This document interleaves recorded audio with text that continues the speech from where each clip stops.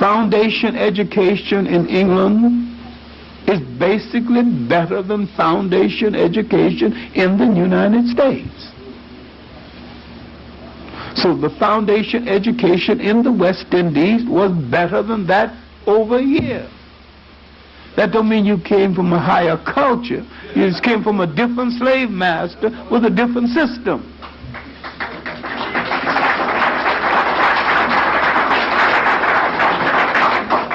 And now that we've got statistics on this, nobody reads statistics except old fuddy-duddy ex-college presidents or college teachers.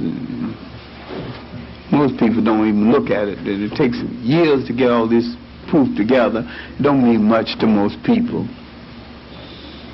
Because the assumption was that the Caribbean child made better in the school system than the black American child. But they're dealing with a restricted area. In most of parts of the United States, there are no Caribbean children at all. And there's still black American children excelling in school. And so when you make a comparison based on the numbers, that don't hold water. So the foundation education in England is reflected in the Eastern Seaboard, Detroit, Chicago, and some other, but generally it's not reflected in the population in the United States straight throughout. In the comparison between the two people in the educational stimulus, both of them are stimulated by the general society and their masters and what they have to endure. All right, now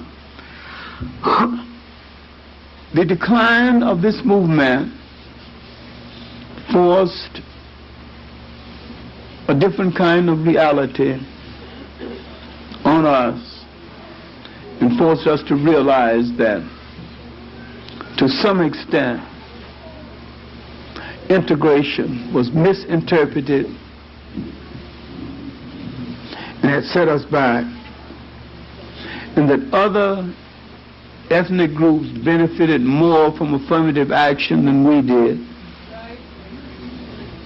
and still do. And that many times in the appeasement of the white woman, they take a job from a black man and they get away with it. We fell into a trap because we misunderstood the nature of our mission, if indeed we had a mission other than integration. Integration itself was not a worthy mission. Had we asked for justice, integration would have been in that package, to take or leave, depending on how we saw the situation. All right, now, let's go to what happened in the Caribbean islands after the decline of the concept of federation. Because some Caribbean people think my extra arrogance qualifies me to be a Caribbean person. Sometime I pass for a West Indian. So, when the debates were in London, I went with Felix Cummings from Guyana, who was then Chetty Jagan's man. And I got into the same debates as the rest of the Caribbean people. I knew every island, read every book of consequence on the respective countries. And I was a good West Indian defender.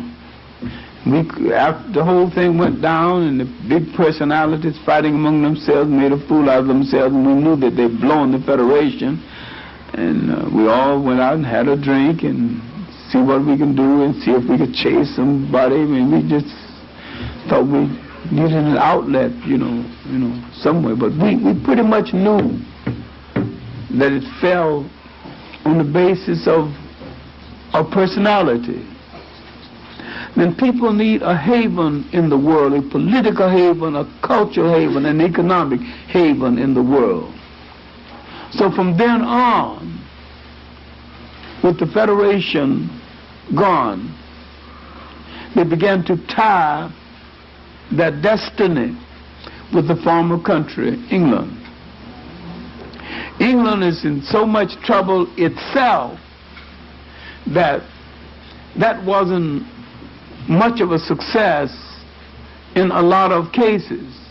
And besides, America was taking over the money market and taking over a lot of British market. America had replaced England as a major imperialist country while giving lip service to anti-imperialism. Biggest liars in the world in that regard. Now, while psychologically they were still depending on England, but they were bidding for American tourists, American trades, and American goods. But another imperialism was not only setting in the Caribbean, but it was imperialism that was setting in throughout the world. The imperialism of American music and American soft drinks. Coca-Cola imperialism, Pepsi-Cola imperialism, and imperialism of American popular music, mostly black themes. And so America began to get a cheap reputation as a culture figure for projecting some things that had nothing to do with culture at all. And the only thing that can be called a culture was really the music. And even that was souped up or watered down to the point where the creators of the music didn't seem to know it anymore. But it was becoming popular on the market, and images were being used to capture the Caribbean mind. The Caribbean mind is just as much a captive mind as the mind in the United States. The greatest achievement of the European was the conquest of the mind. And once we liberate that mind from dependency, we will liberate the people, because we will once more convince them that they can control nations. Now, when you go to Africa, you have to understand that certain things we were supposed to do in regard to ideology we failed to do, or failed to understand that we needed to do. When on the night of March the 7th, 1957, when Nkrumah said, "At last the long night is over. Ghana, our beloved country, is free forever." The country called the Gold Coast is now called Ghana.